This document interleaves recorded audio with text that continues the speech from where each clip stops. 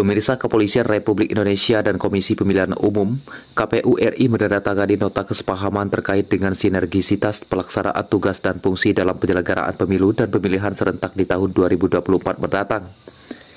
Penandatanganan Memorandum of Understanding MOU untuk memastikan seluruh rangkaian dan tahapan pemilu 2024 berlangsung di kantor KPU RI, Menteng, Jakarta Pusat pada Kamis 29 Desember 2022. Usai kegiatan tanda tangan MOU tersebut, Kapolri Jenderal Polisi Listio Sigit Prabowo mengatakan, Polri bersama dengan KPU menandatangani nota kesepahaman kerjasama, di mana tentunya substansi atau esensi dari nota kesepahaman ini adalah bagaimana Polri dan KPU bersinergi untuk melakukan kegiatan khususnya polisi dalam mengamankan, mengawal dan menjaga agar seluruh tahapan pemilu yang sudah ditentukan oleh KPU dapat berjalan. Nota kesepahaman tersebut, polisi akan melakukan pengamanan serta mengawal mulai dari awal memasuki tahapan pemilu, diantaranya adalah persiapan kebutuhan logistik, pendistribusian, pelaksanaan pencoblosan di tempat pemungutan suara, hingga rekapitulasi di tingkat pusat maupun daerah. Dalam pelaksanaan pemilu 2024 mendatang, Sigit menekankan yang paling terpenting dan selalu digelorakannya adalah seluruh elemen masyarakat harus memiliki semangat dan komitmen untuk terus menjaga dan mempertahankan nilai persatuan dan kesatuan bangsa Indonesia.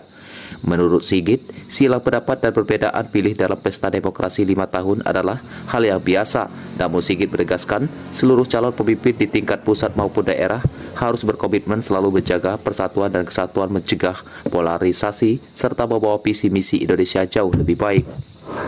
Bersama dengan KPU menandatangani nota kesepahaman kerjasama, di mana tentunya substansi atau esensi dari nota kesepahaman ini adalah bagaimana Polri dan KPU bersinergi untuk melaksanakan, khususnya polisi, melaksanakan kegiatan mengamankan, mengawal dan menjaga agar seluruh tahapan pemilu yang tentunya sudah ditentukan oleh KPU dapat berjalan.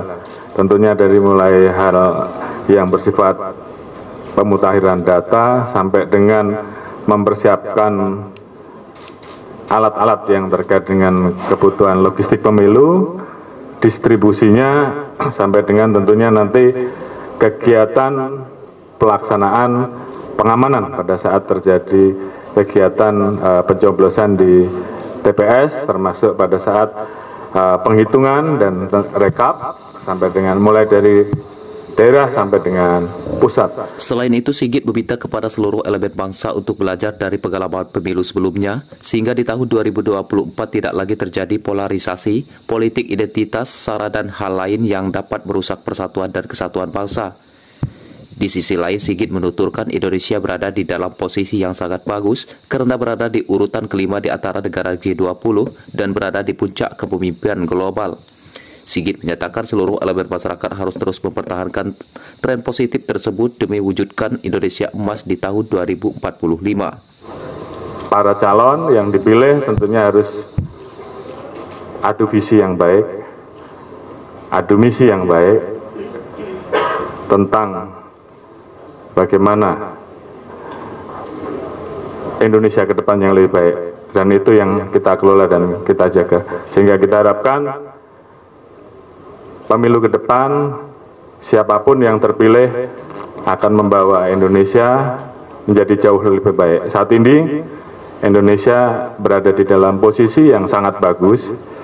Kita berada di urutan kelima di antara negara-negara G20, kita berada di puncak kepemimpinan global, dan ini harus kita jaga sehingga cita-cita bangsa, tujuan nasional kita betul-betul bisa terus berjalan dan kita bisa mewujudkan visi Indonesia emas di 2045. Tim redaksi Media Putra Bayangkara mengabarkan.